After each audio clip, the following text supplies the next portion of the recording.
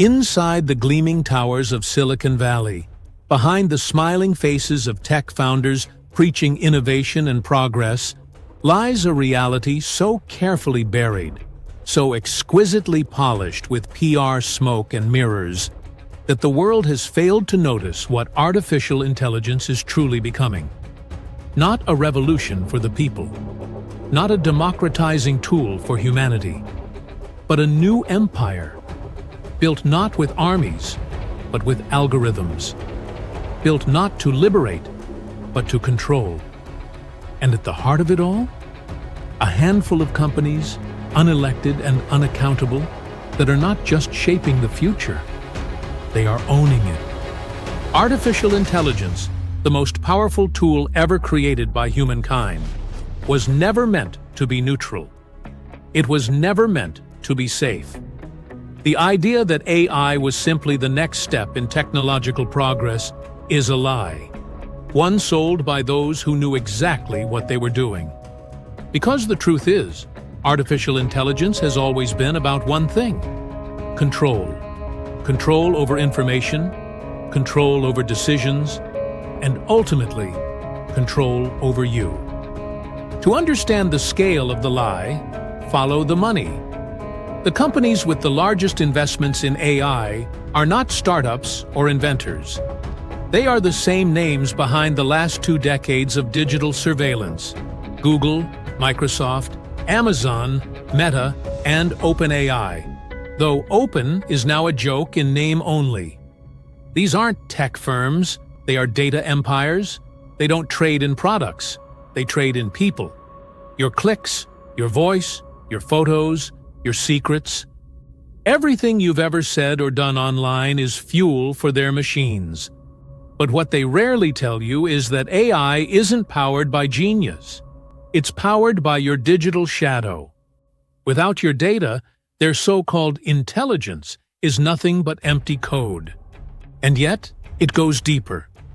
Behind the shiny interfaces and AI-generated poems lies a world of exploited labor.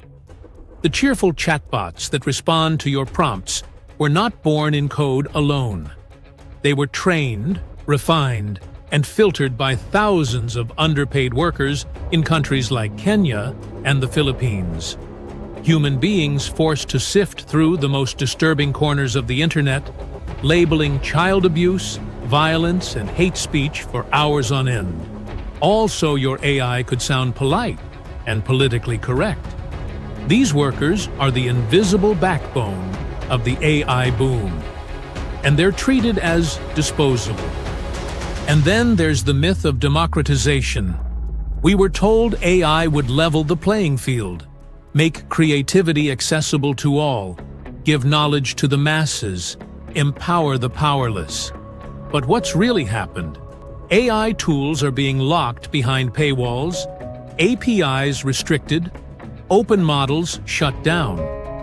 OpenAI, the company that started with the mission to ensure AI benefits all of humanity, is now in multi-billion-dollar deals with Microsoft. Do you really believe that's for your benefit? The truth is, AI is being weaponized, not against the elite, but against everyone else.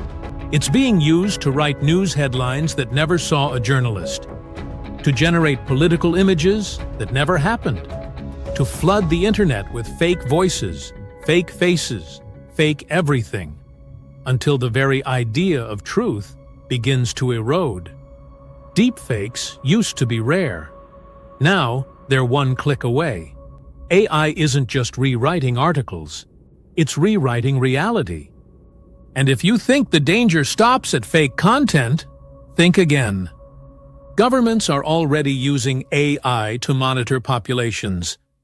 Facial recognition systems powered by machine learning now track protests, monitor social media, and assign scores to citizen behavior. In China, this is called the social credit system. In the West, it's called algorithmic efficiency.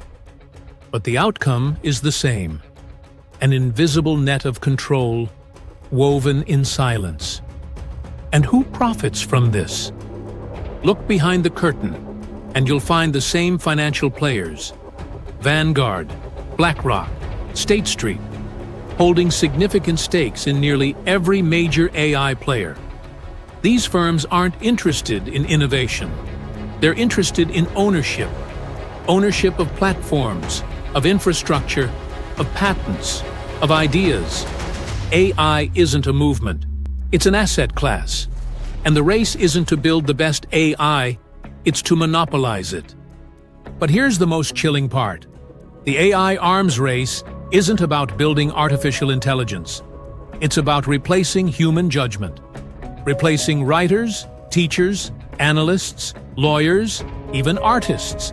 Ainem tesi joba ezeket afoglalkozasokat. Azokat tesi el hashnal hatova. And the corporations pushing this change aren't investing in AI because it helps people. They're investing because it eliminates payroll. Already, we're seeing job listings vanish. Not with a bang, but with a quiet update. AI-assisted, automated, algorithmic. The same companies that promised AI would create jobs are now filing patents to replace entire departments. They call it optimization. But what it really is erasure. And while the public is distracted by chatbots that write poems or apps that turn selfies into anime, the real transformation is happening in boardrooms and data centers, where AI is being trained to make decisions that affect your mortgage, your insurance, your medical diagnosis, your prison sentence. Yes, AI is now deciding who gets bail, who gets a loan, who gets seen by a doctor. And the worst part, it's doing it with data that is biased, incomplete, and sometimes just flat-out wrong. But the system doesn't care. The algorithm is always right. We've created machines that imitate us, but we've given them power no human should ever hold. And still, the public cheers. Investors pour in. Governments subsidize. And meanwhile, no one asks the real question. What happens when these systems stop serving us and start controlling us? The AI boom isn't just a technological shift. It's a psychological one. It's teaching people to trust black boxes over human judgment, to believe that faster is better, that automation is progress, that convenience is worth any cost.